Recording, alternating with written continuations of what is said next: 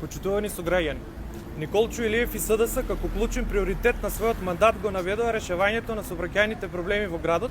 Меѓу приоритетите беше идната изградба на кружен тек на дуплиот мост кај судот.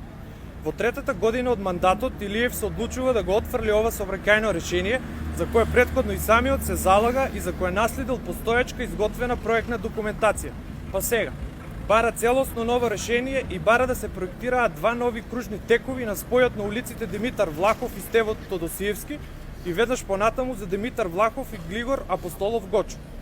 Кружниот тек служи за регулирање на сообраќајот и зголемување на безбедност, но негативна последица од кружниот тек е забавувањето на возилата, но исто така и емисијата на штетни гасови кои дополнително го загадуваат воздухот на локацијата на кружниот тек.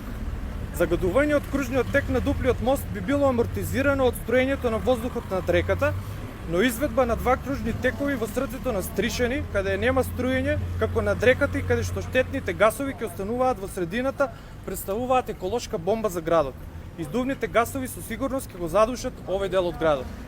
Прашуваме, на каква анализа се темели барањето за проектирање на вакво сообраќајно решение на тој простор? Илиев и СДС во 2017-та на пресконференции обвинуваа за ниските капацитети на тогашната локална власт, затоа што не било отпочната изградбата на кружниот тек на дуплиот мост. За чии ниски капацитети станува збор сега?